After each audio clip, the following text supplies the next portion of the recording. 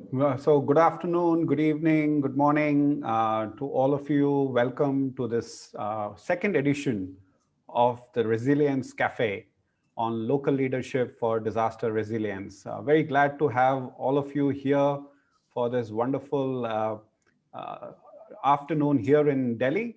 Uh, Let me start by introducing my fellow participants at this very interesting cafe format discussion.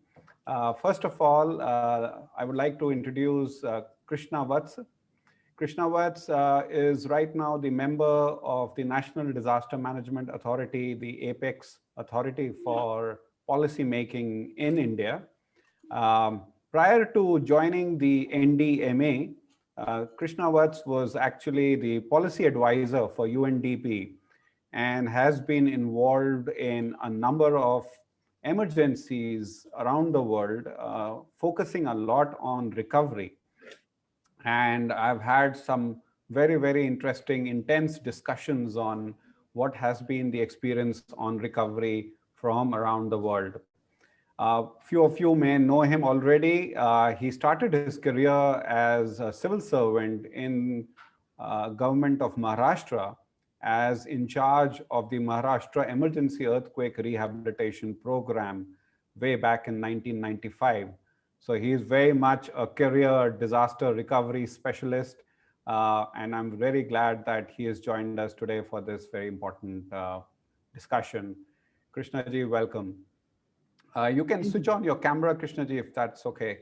We are all seeing you. Yes, thank you very much. Moving on, we also have Miss Daisy Sylvia Vinas from Indonesia. Hello, Daisy. She is the founder for the Unspoken Ministry, which is a non-governmental organization. So don't get misled by the word ministry in the name. She is very much on the lead for working for people with the hearing impairment across Indonesia. She was a celebrated local leader in our Asian Local Leaders Forum for Disaster Reduction in 2018 that was held in the AMCDRR in Mongolia.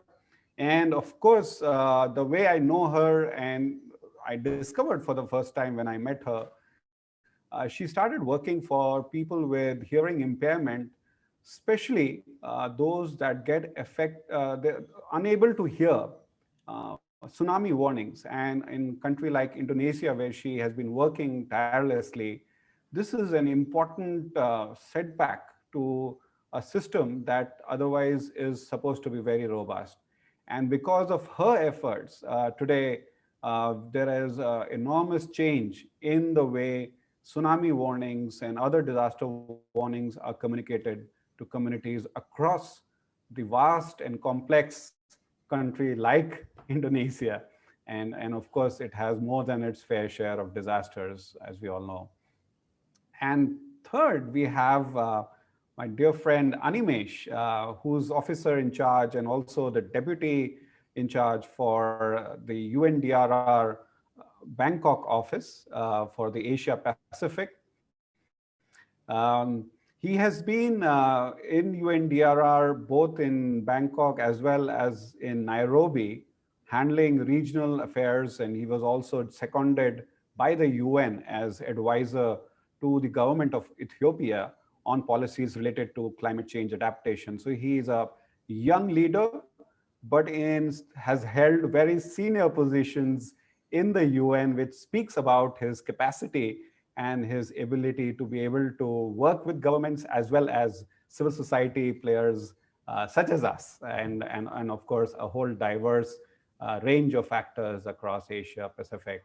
So thank you very much to all speakers who are joining and to all of you who are joining us on Facebook Live through this event. We are very grateful to Daisy to also have invited Miss Valenta from Indonesia. She is providing us the sign language interpretation primarily for the audience in Indonesia. So thank you very much, Miss Valenta, for joining us and helping us on this process. The topic for today is local leadership, which Seeds as part of the Asian Disaster Reduction and Response Network has been promoting actively as a response to the global efforts towards empowering local communities and in both in disaster risk reduction as well as in response. So part of the activities here has been is part of the larger activity approach of the ADRRN. And I'm glad that we have many of the ADRRN members from across Asia who have joined us today for this meeting. Also, as a background, and you would have seen that in the introduction, this refers to a recent publication that Animesh and I have worked on. It's called the Local Leadership for Disaster Resilience. You can download this copy from Prevention Web if you have not done so already. We will also make it available on the Facebook Live page. You can always visit us or write to any of us. This really forms the background of the work on local leadership. Of course, the question now is, whom are we talking about? Who are these local leaders? Local leaders, as we understand, are people who have individuals who have risen over their personal concerns, over their regular terms of reference, and really strive to bring about societal change through influencing behaviors, through influencing actions, and have inspired not just the communities they've served, but even generations at times. We are very fortunate to be joined by one such leader, Daisy, and we'll come to her and speak to her about her work in a moment. Also to say that sometimes local leaders are in formal positions like mayors or political leaders, but sometimes they are like school teachers, change makers at grassroots, who have the ability to influence a large number of people, especially at times of crisis or impending crisis. And that is the beauty of local leadership. The point that we are trying to discuss today, and I'm really glad that we have a good diversity of speakers, both this side of the camera and among the listening audience, is that how do we integrate this local leadership in the formal system of disaster risk reduction and disaster resilience? We celebrate their work, we write about them, we write case studies, we speak about them, we invite them to conferences to speak from their heart, and that really inspires us. But there is very little effort that is done beyond processes, techniques and methodologies that can really take them along, that can really embrace this whole concept of local leadership. And I think that's something that would be very critical for all of us as we are moving towards something of a bigger crisis, as we look at the next 10 years when climate emergencies are now becoming a reality, but also in this pandemic where we have seen that localization or local leadership or empowered local leadership has made all the difference.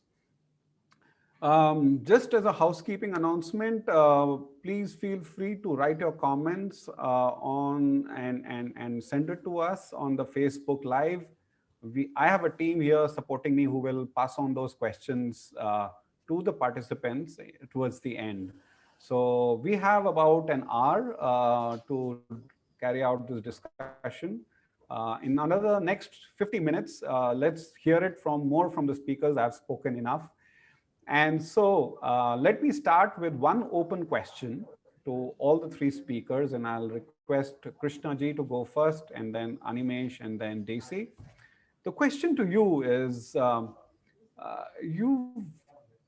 how do you think local leaders can drive lasting change in their communities? Krishna ji? The question assumes that local leaders have credibility they have the vision, they have the capacity to rise above their levels, think of the interests of the broader community, and not get compromised. Now, this is often, easier said than done. Now, in a practical practical situation on the ground, there are two kinds of leaderships, that we deal with. One, the leaders you just mentioned, who become leaders due to their ideas and um, their vision of what it should be. And the second kind of leaders are those who occupy positions, the formal positions. They are mayors, or they are village heads, or they are people's representatives in the legislative assemblies. And I think those who are implementing a program, a disaster risk reduction program or a development program, they always look for leaders. They are looking for leaders largely because, one, it helps them reach out to the communities. Two, that it makes the conversation much easier, dialogue much easier. And three, that it also reduces the noise, and they could speak to the representative elements of the civil society with much greater ease and facility.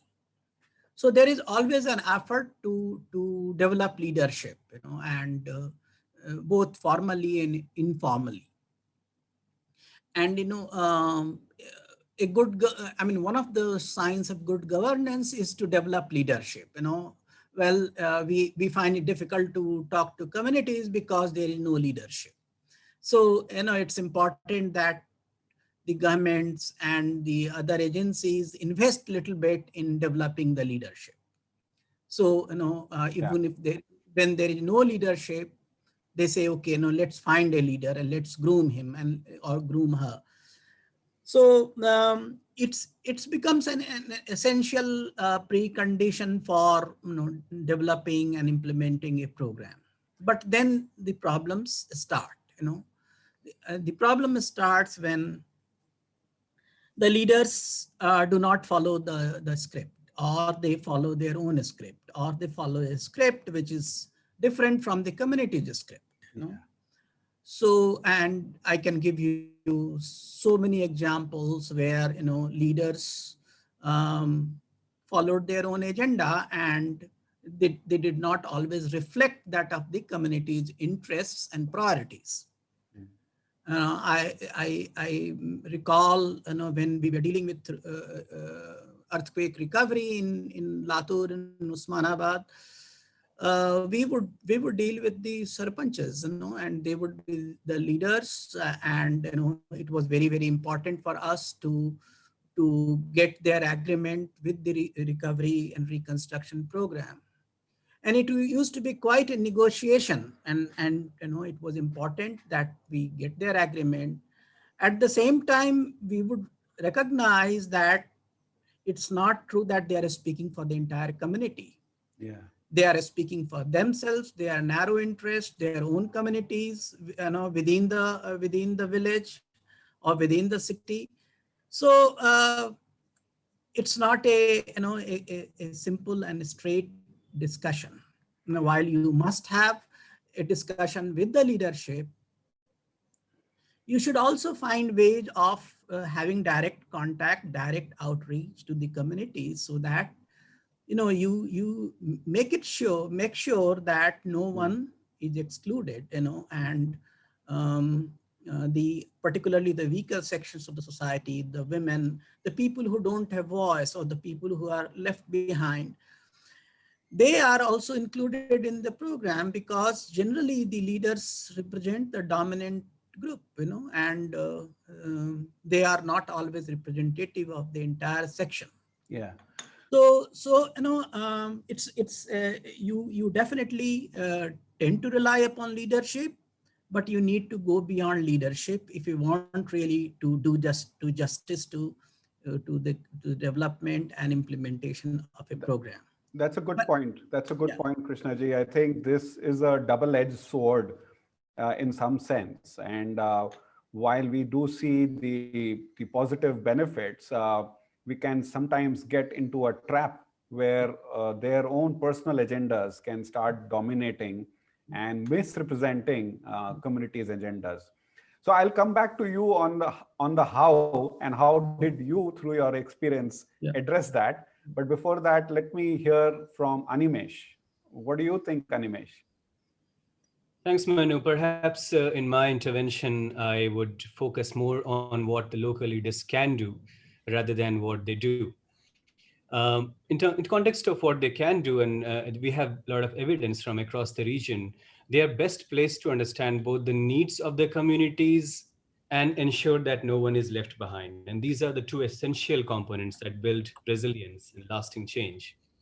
There is a diversity of leadership at the local level in terms of gender, age, disability, which is often missing at higher levels of the government, and hence the local leaders become the conduits for inclusiveness. And local leaders can also use their knowledge of their communities to be responsive to the community's needs. For example, sex, age, and disability disaggregated data is rarely captured well at the national level. However, local leaders often have these information at their fingertips, which helps to aid the decision making as well as to inform programming in service to the communities. And finally, local leaders are often driven by a sense of purpose and set an example with their lives, and hence connect better with their communities. And often, we sitting at the policy level bank on them as the local leaders to ensure that whatever we do, the policies that we generate and urge the governments to implement, are often backed by the evidence, which is much needed, but often come from the grassroots level, and the local leaders become the medium to disseminate that information. So those are some of the key points I would kickstart the discussion with, and then the how part of it we can touch back on in the subsequent discussion. Back Sure, to you. sure, sure. No, thanks for laying out that canvas and the different ways in which we can tap into local leadership. Uh, so I think this, as a governance framework, you've laid out, the possibilities that are there, and we'll come back again, as you said, on the how. So Daisy, you are a local leader yourself. What do you think? Okay, well, as the frontliners in the community, of course, as local leaders, we know the need of the community, and then we know what challenges are there in the community.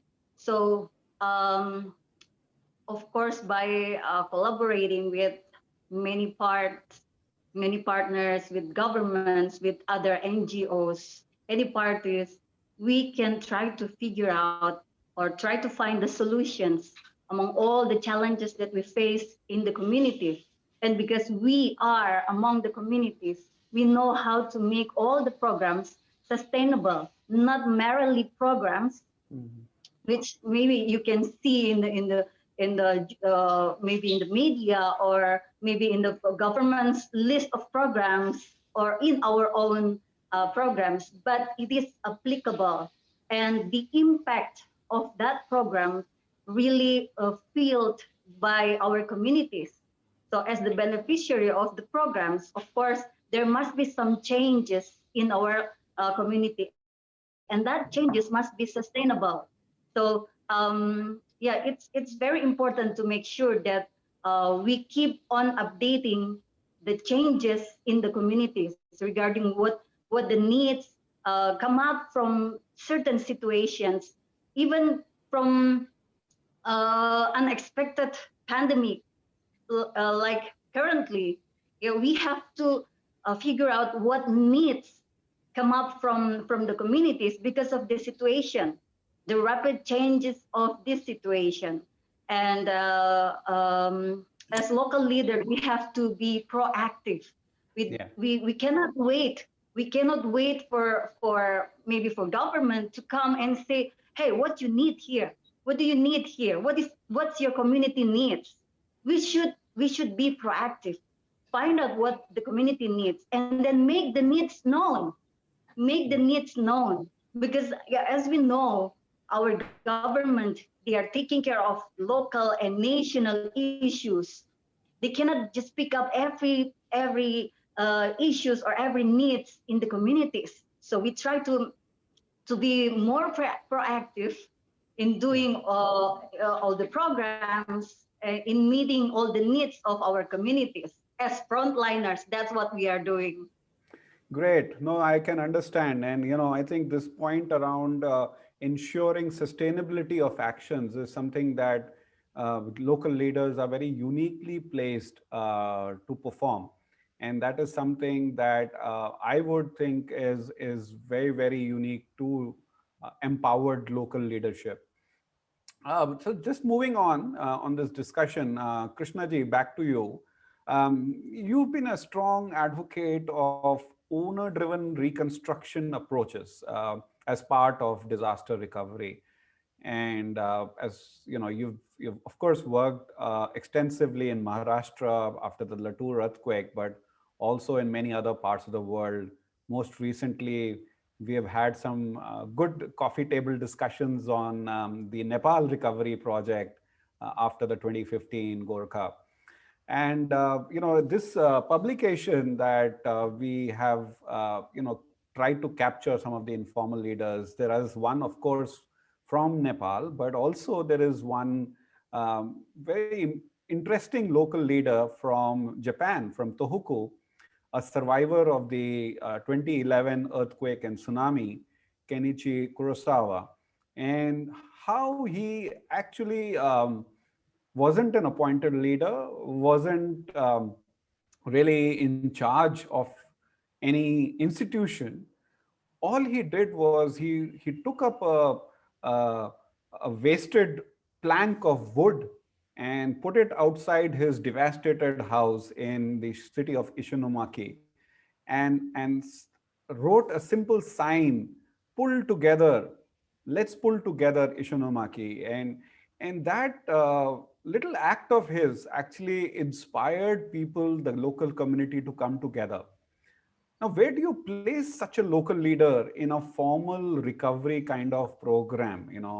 How do you how do you how do you bring these local leaders in that kind of a uh, uh, designed approach to owner-driven reconstruction? Of course, knowing very well the limitations that local leaders present. Krishna ji? Yeah. Leaders come up organically, and it's very important that we look at that organic connection. You look at Yes. the community very closely and see which part of the community can really bring up that leadership. Yes. So, there would be young people, there would be educated people, there would be people who are well exposed, and there are people who have some moral standing. And I think, if you survey it closely, you would be able to identify some of these, important qualifications, which you could, which are reflected in certain individuals. And perhaps if you are working with them, you are making them kind of informal representatives of the community. Over a period of time, they recognize their role, their responsibilities, and they assume certain responsibilities also. Uh, and that's one way of grooming the leadership. But it's also very important that you look at the iniquities of the society. You Yeah. look at the social structure. How is the society organized itself? When you look at any society, and you find that the most of the leaders, they are informal, formal, and most of them come from relatively well-off sections, affluent sections of the society. There are not many leaders who come from the weakest part of the society. There are not many leaders who represent women, or minority groups.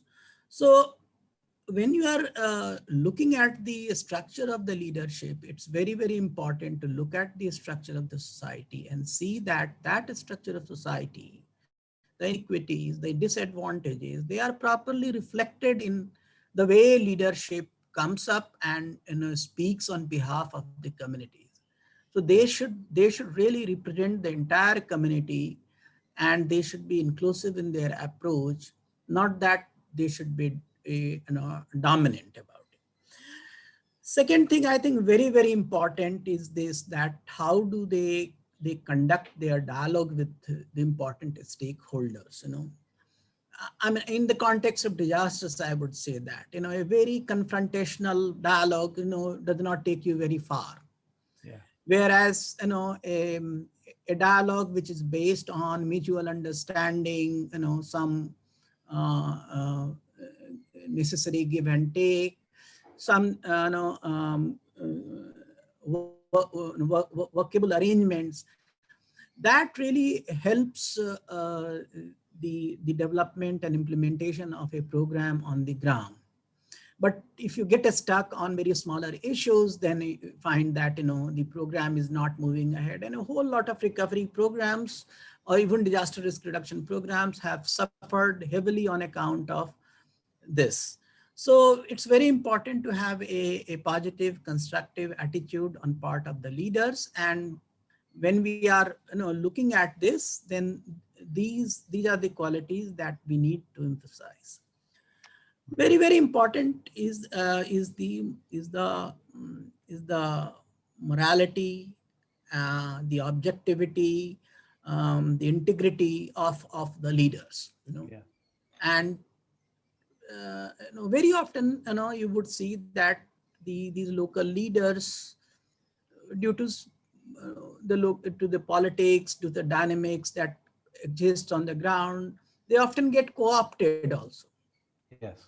So, and that's a very genuine kind of apprehension, and the leader should not be able to get co-opted. So, I have seen we were dealing with the special economic zones, and a whole lot of people were getting displaced, and there were very powerful interests at play. Almost all the local leaders were kind of co-opted by the industrialists and the big money, and finally it is the community which really fought the battle, and they won. So the integrity of the local leaders is also very, very important, and we need to emphasize this all the time when we are working with them. So I think some of the, and this also, all these qualities, all these attributes that I am mentioning, they just do not come like that, they are innate qualities. These are the qualities, these are the attributes, they are inculcated, these are emphasized. And when you work with them, and when we try to emphasize, impress upon them the value of these attributes, I think that really makes a difference to the long-term standing of these leaders. So I think these are some of the issues that I would like to highlight. Oh, great. I think, thank you very much. In fact, the report that I shared also picks up on these points as something that worked in case of these 8 or 9 profiles that we shared in the report. And I would rank personality of sincerity, integrity, and most, whoever to in an inclusive manner their community's point of view for the most on these personality traits. And so I completely agree with you.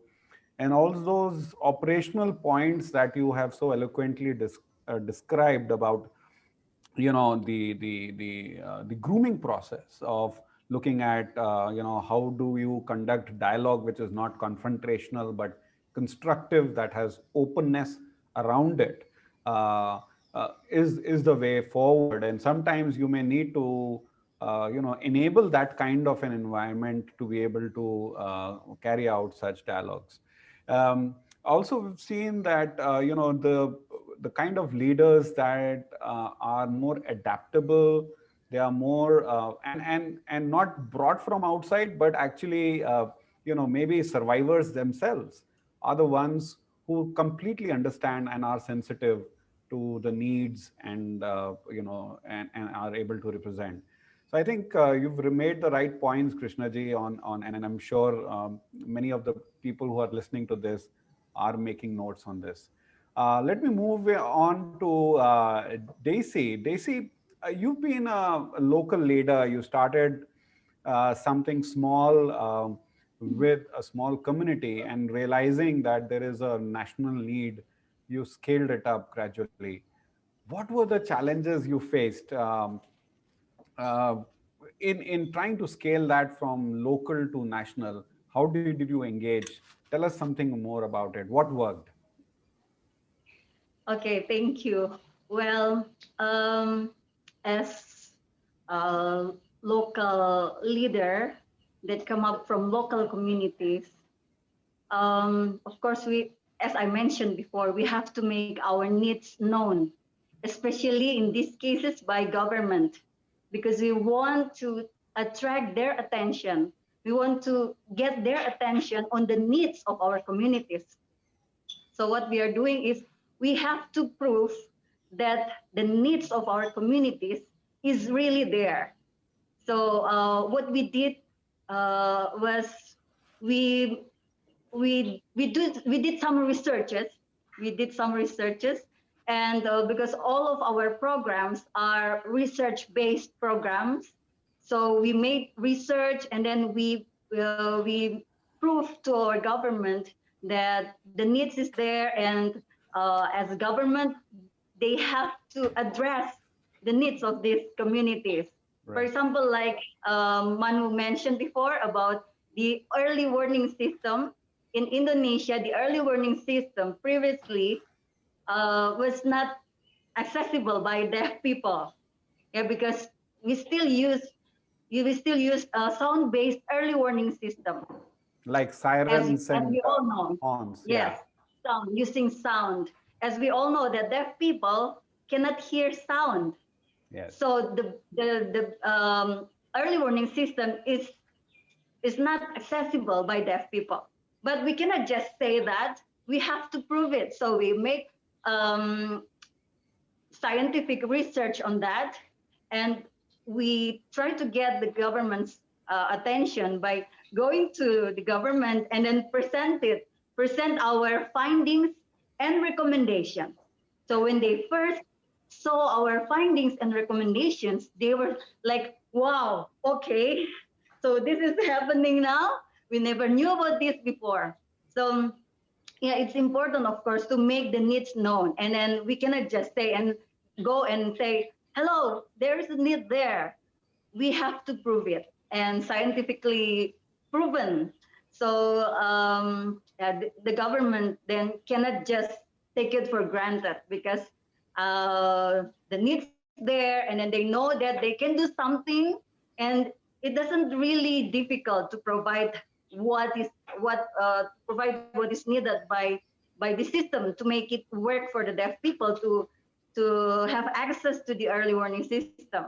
That's only one of the examples. There are so many programs that we make, and all the programs are research based. Yeah, so it's undeniable. Yeah, no, thank you. I think this research-based evidence collection is an important way, and I'm sure that would have really brought about the change. And I believe now you've held a congress, a national congress, and there is now uniform SOP for entire country on how to ensure there is warning that reaches out to people with hearing impairment. Is that correct? Yeah, as maybe it's not commonly known, but in Indonesia we have unique culture. It's diversity, unity in diversity. So we have different cultures. So it makes the sign language in Indonesia is not only one language. It is Indonesian Sign Languages. Means from every parts of Indonesia, they have their own sign language culture. So it's difficult for the government, of course, to serve the needs of deaf people if the means of communication is different. So we try to find the solution. We are not creating new terms, new signs, new sign languages. No, we are just listing them, listing the variety of that languages, the different of sign languages, and then we make them known by any practitioners or anyone who wants to serve the deaf people. They know that these are the terminologies used in different parts of Indonesia. So after the Congress that we made, the first Congress in 2018, so currently we have the list of the sign language, Indonesian sign languages in disaster risk reduction. Yeah, hopefully it is still in progress because, you know, it's not easy to get the sign languages from 17,000 something islands of Indonesia. So it's a big work. I can imagine. I can imagine. Well, thank you for sharing that. In interest of time, I will not dig in deeper because I would really want to know more about how did you make sure, you know, some kind of uniformity across 17,000 islands of Indonesia. But maybe for the next edition of this cafe. Animesh, you know, this report that we, you know, published recently, uh, you know, it talks about the need for governments to create an enabling environment for local leaders to flourish. Uh, how do you think that can be done? How do you think this knowledge can be translated for a lay audience and for local leaders? Uh, you know, this whole policy push that we are trying to bring about. Animesh? Yep.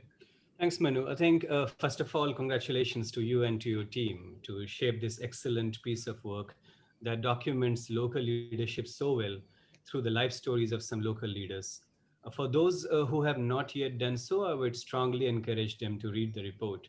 It is through celebrating local champions like Desi, who also features in the report, that we can raise the bar on our understanding of an importance of localization. Um, Before going into what the local leaders are doing or how can they push forward the policy agenda, let me try to set the context of the policy itself. Let's look at this year, 2020, which assumes such a high significance for disaster risk reduction and resilience building. As we complete 30 years of a structured dialogue on managing disaster and disaster risk. We have made great achievements, but also there are new realizations, there are paradigmatic shifts, and also facing new challenges. The new paradigm of disaster risk reduction shifts us away from a reactive crisis management approach to a proactive risk prevention approach and locates risk at the DNA of development. And this requires us to engage more with the constituencies who we call as non-converts. And by that, we mean to move the dialogue on DRR beyond the disaster managers to the planning and sectoral organizations for who disaster as an event may not be the reference point. In such cases, it becomes very challenging to make a case for disaster risk reduction, where the most successful impact is that nothing happens. So DRR hence becomes a contest against this cognitive bias, as one has to fight against something that may never see. An extension of this point also is the way we look at risk. The standard process of identifying, assessing, and containing risk is based on the assumption that risks are out there to be found and dealt with. But risk is not an objective entity, but a social construct. And these must be defined for a particular situation and must be accepted as such by the stakeholder. Another point in context, and moving on forward on this, is the need to bring vulnerability as a key factor of risk, rather than focusing only on hazards and exposure. As the preparedness measures are strengthened, we have become more efficient in managing hazards and reducing exposure. However, keeping hazards constant, it is the differential vulnerability that would result in a differential impact of disasters. Now, these policy issues that we are facing essentially point to the fact that DRR is often about behavioral change. However, we see a gap between knowledge that we have gained and the behavior we demonstrate. And the local leaders play a very pivotal role in bridging this gap between knowledge and behavior. And I'll give 3 examples or demonstrations of how this is happening. For example, effective communication. Manu, you gave the example of Ishinomaki in Japan, or what Daisy mentioned about the diverse means of communication. The local leaders speak the language that communities understand. And hence many of the concepts and practices, for instance, the way I have articulated them just now, will be articulated very differently and in more simple terms by the local leaders. The local leaders don't conduct helicopter missions. They have been living with their communities and would continue to do so after the disaster has taken place, long after the disaster has taken place. And this life cycle approach in human form can never be beaten by any form of technology.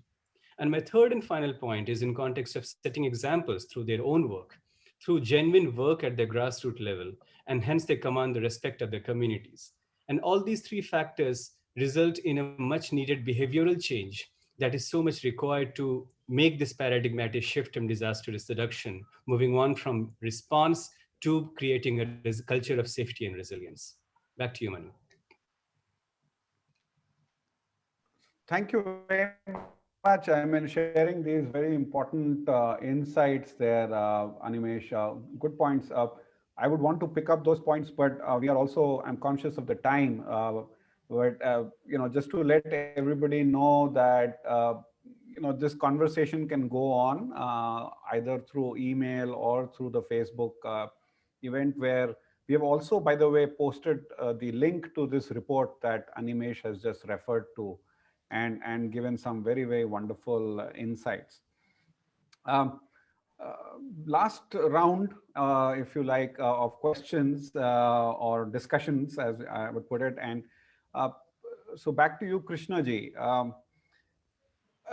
We are seeing, of course, given the challenges, we do see there is merit in investing in local leadership.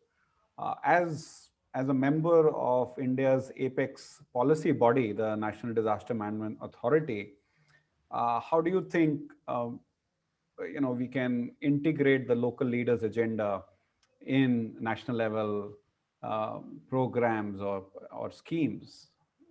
Any top line thinking on that? Maybe 1 or 2 points, if you can share.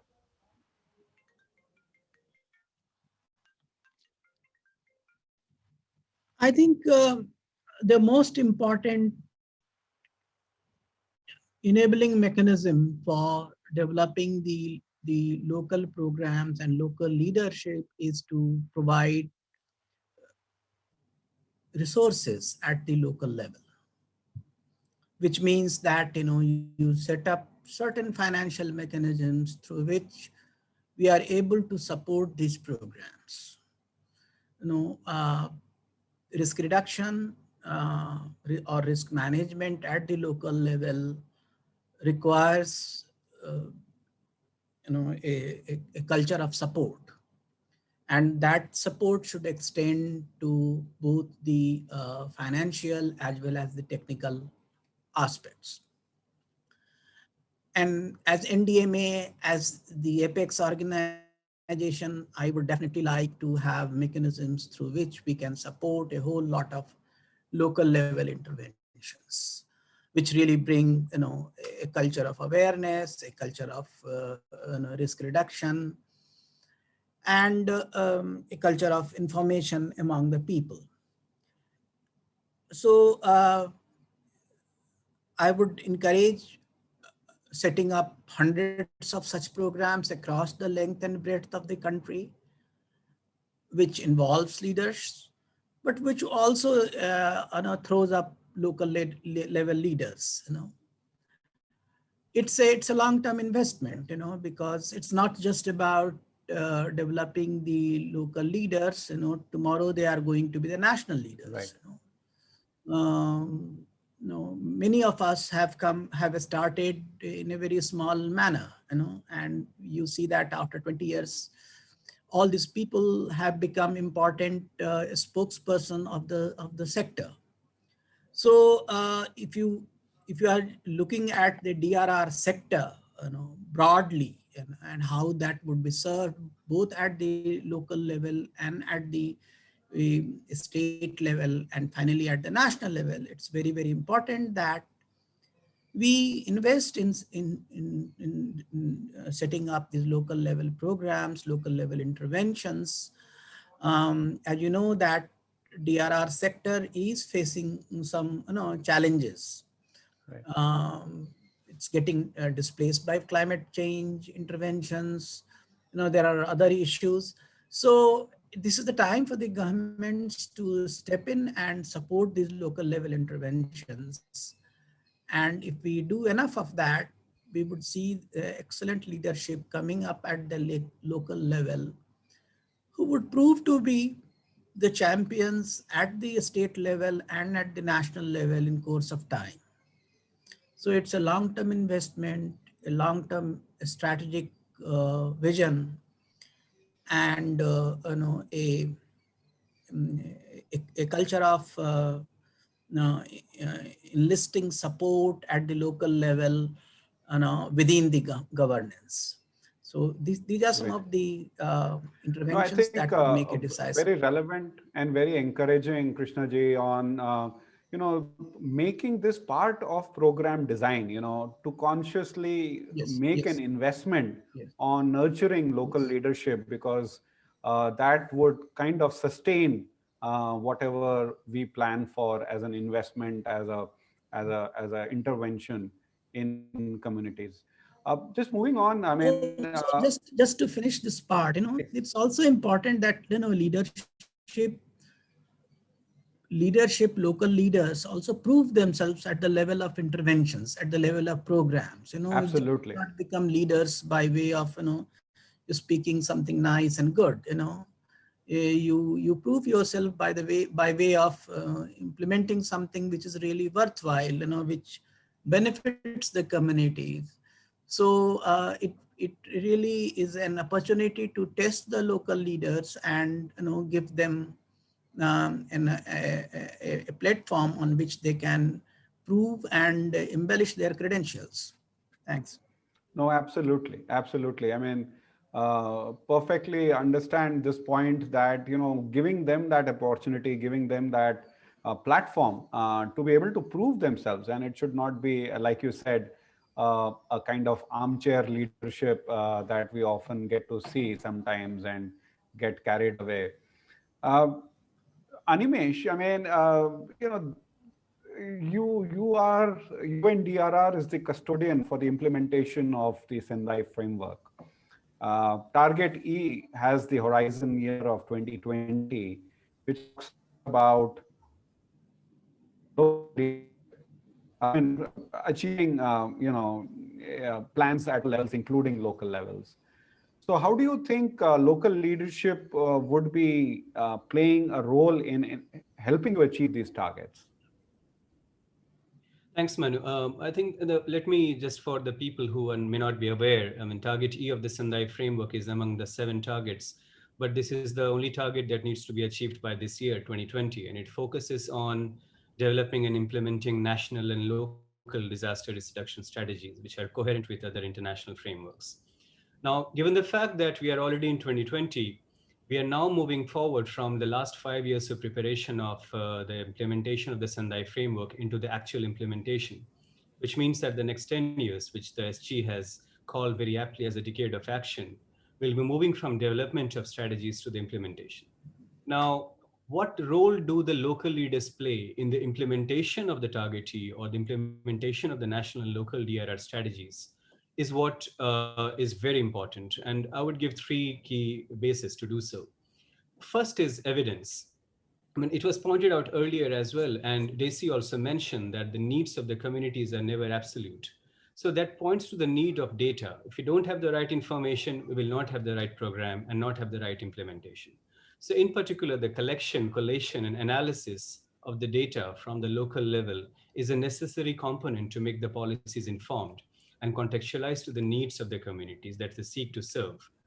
So the role of the local leaders in collection and dissemination of disaggregated information is very important, which will help inform implementation.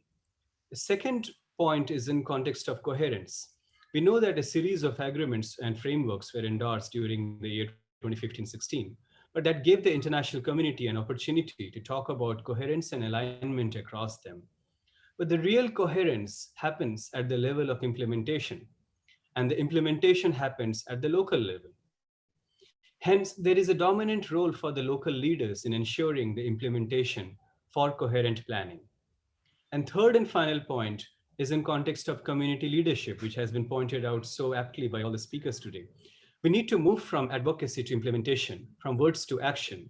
And the flip side of words to action is to move from engaging to empowerment. Now, Krishna highlighted the importance of women leadership, for example, earlier. We are launching very soon a program called Women's International Network for Disaster Risk Reduction, UNDRR, which is being initiated in Asia Pacific.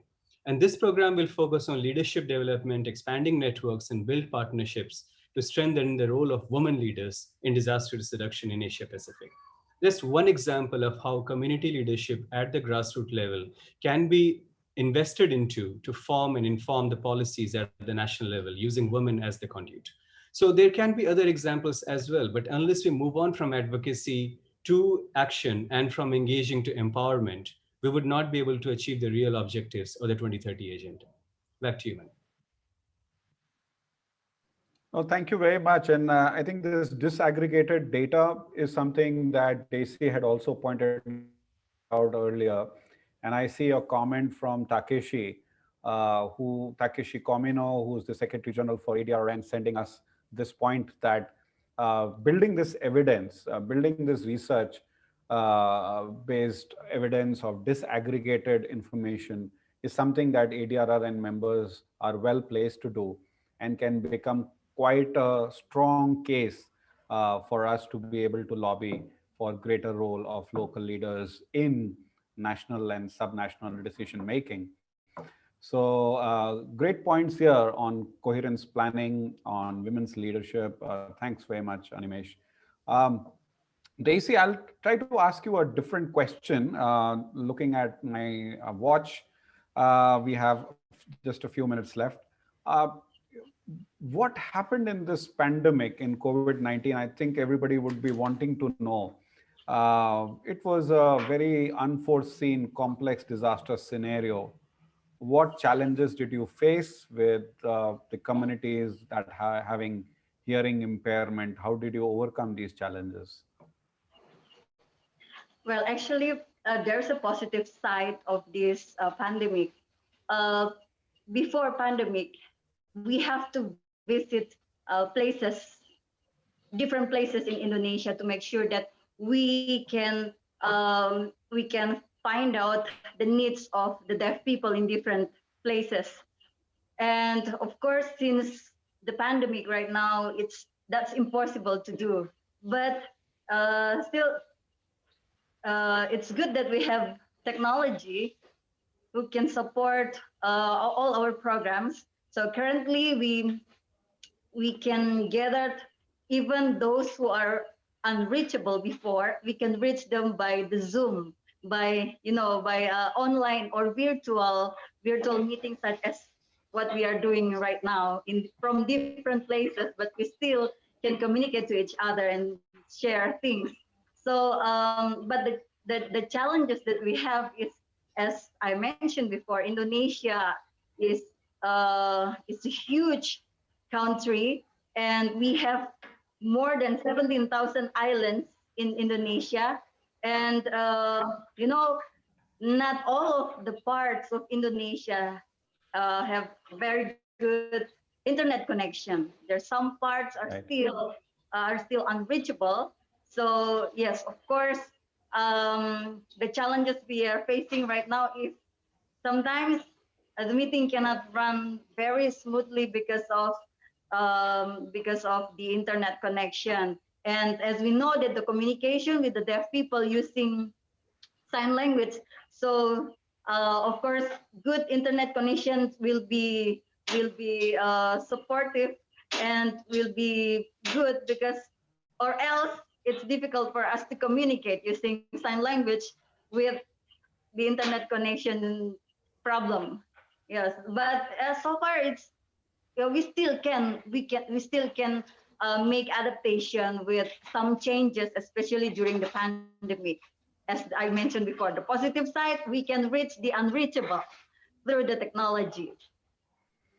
Great. I think this technology has had a great role during this pandemic. Of course, these webinars, which have become so accessible, and all of us have gained so much, tuning into these webinars, which was otherwise not possible earlier.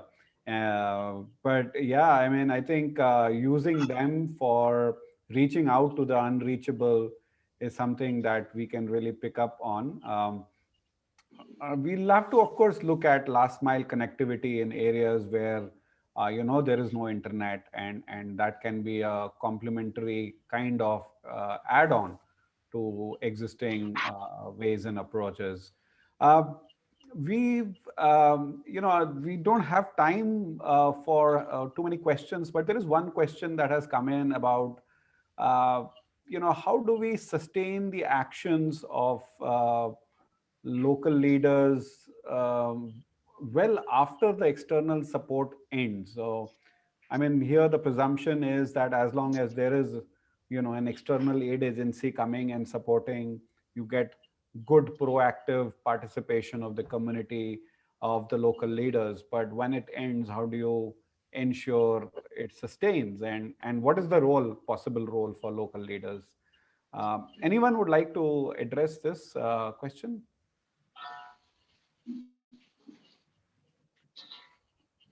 Perhaps, Manu, maybe I can just give a quick point on this. I mean, one way of essentially doing and making the international assistance more long-term and akin to resilience building rather than short-term response is to game change the whole model of international assistance. It was so much evident during COVID itself that the international assistance couldn't just reach the communities simply because the travel wasn't possible or the outreach to the communities from the international side wasn't possible. So it only makes sense to engage the local leaders and the communities in the design of these international assistances and front load assistance right away, rather than engaging them towards the end for sustainability of what was initiated by an international actor. So keeping the local act as part and parcel of the design, planning, and implementation process will actually inculcate sustainability into the model. Can I come in? A great point there. Yes, please, Krishna ji. See, you cannot become a long-standing leader with the help of external aid agency. That's only for a limited duration, a limited program, limited intervention. You need to build credibility with the local stakeholders, which is the local government, local administrators, and that's that requires a different kind of intervention. That requires that you stand with the community, represent them through thick and thin, build your credibility, and come across as a dependable representative of the community. So it's more through your sustained work with the community, irrespective of where the resource is coming from. You really establish yourself as a leader. With the external agency, of course, you get some resources, you set up a program, and your leadership is only established for the duration of the program. So that's not really the model to advocate. What is important is that you, as local leaders, need to work with the government and other stakeholders at the local level, whatever be, irrespective of the source of the support for the program. Thank you. No, great points here. I think both you and Animesh have spoken about enabling environment rather than a direct intervention, which becomes then, part and parcel of a program that has its own timeline. I think it points to the same direction. Great point there. And is there anything that you would want to add or suggest? Because a lot of people listening and watching us right now are people who are designing programs, who are at the front line of action. And would you want to give any advice that we may have missed out? Anyone? Any parting words? Stacy, yes, I see you Yeah, are unmuting Manu, yourself. I would Yes. thank you so much. I would like to encourage all the local leaders. Please make sure that you maintain the relationship with the government. Never cease to chase them, and make your programs and the needs of the communities known by them. Because if we do not maintain the relationship with the government, then we will just like bumping our heads on the wall, because we cannot do it by ourselves. Of course, we need governments, we need stakeholders, as what mentioned before by Krishna. We need many people, many parties, many uh, you know, resources to work together to make sure that what we are doing is sustainable. And the important thing is, of course, the government. Without the support from the government, then you cannot work alone. Yeah, Yes, great. And that's that's all. why we have the whole diversity here. And I'm sure that's a point that has come across very strongly. Well, friends, we've reached the end of our time. And unfortunately, I have to close when we were just causing up for a very rich discussion. I know it's late evening for many of you in Indonesia. So let me end by not trying to conclude, because this is something that I'm sure everybody has taken notes on. And if you really want to come back, the recording is available on the Seeds India website as well. So please feel free to reach out to know more about this. So let me just bring this to an end by and do that by first of all thanking Miss Valenta for so ably interpreting all that we've been discussing to the audience, particularly in Indonesia. So thank you very much, Miss Valenta. Thank you very much, Daisy, Krishna ji. Thank you very much, and Animesh. It's been wonderful talking to you all. So namaste and a very good evening to everyone. Thank you very much. Thank you. Thank you very much. Thanks, everyone. Bye-bye. Bye-bye.